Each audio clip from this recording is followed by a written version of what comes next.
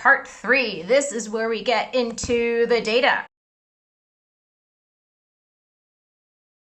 And so the two main mathematical approaches that we use for predicting data is either FEA or SEA. So FEA is the finite element method, which we usually use more for low frequency predictions. SEA is statistical energy analysis. We can use that for high frequency predictions. We can either predict them or we get actual measurements, which is like, I'm kind of a data. I really like measurements. Even more so, I love when there's a prediction and then we get data. Oh God, I love this. But then when you get the data and they overlap. That is one of the most joyful things in my life, which is really sad, but that excites me to no end. Like I love it. When you get this data in and it's measured data from the rocket and you have it from the model, like you bring those in and they match. It is beautiful. It's very exciting. In any case, we have accelerometers on these rockets to measure data during certain flight events. T minus whatever, takeoff, ascent. If you've watched any kind of launches from SpaceX before, New Shepard launches too. You have that little sidebar thingy that tells you when stuff is happening, something called MaxQ. So MaxQ is just that point in time when the max aerodynamic pressure from the top and max thrust come together at the same time, which means there's a lot of bending moment and like strain going on in just the overall rocket. So there's just a lot of rattling.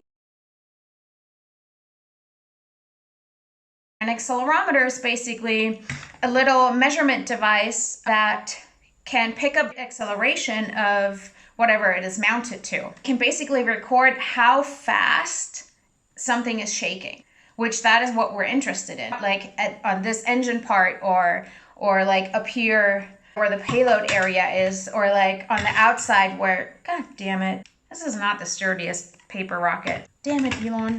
All right. So, or, there's aerodynamics that go along the rocket. There's going to be stuff in the fins. The fins are going to be like doing this. So we get the measurements from these accelerometers.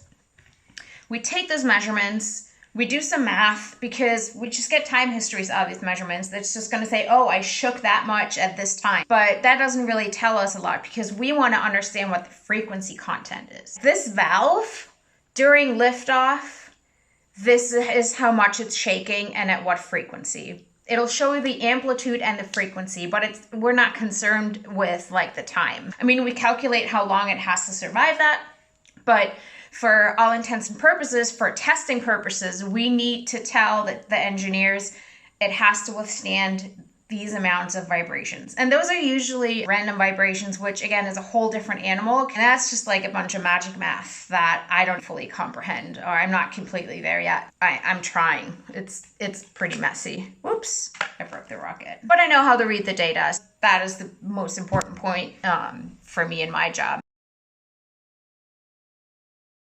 What we'll see is something like this. And let's just say that this was, I don't know, some solenoid valve. But this is a time history. And that's just like, this is takeoff and it gets worse. Then there's a little bit better. And then, oh, something's happening here. And it's getting worse. And then it tapers off and it's fine. I don't know. But this is the time domain. And this doesn't really tell us very much because we can't really recreate that anywhere. So what we do is like we convert this time domain data into the frequency domain. Like, Fourier transform stuff happening and all of that good stuff. What you end up with is a curve that will look something like this down here. See here, this axis is frequency, just regular ass frequency.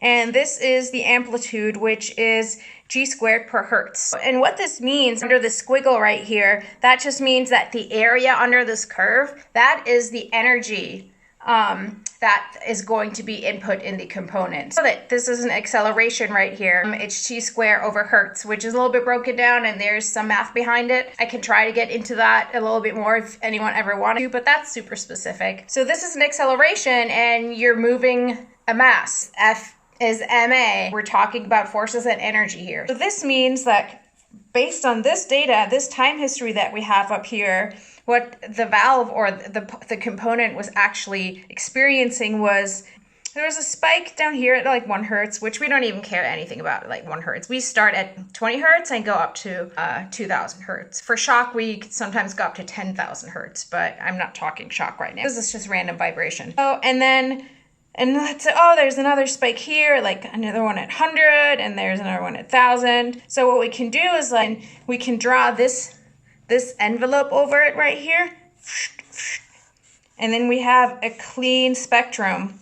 1, 2, 3, 4, 5, 6, 7. Those are like 7 numbers that we can take, and this envelope, this data, can be input into a vibration table. And part 4, testing. It's basically a huge speaker with a plate attached to it. Like down by the engine, a lot of happening. Move it to over here where it's not so shaky. Wherever rockets get launched is super hot.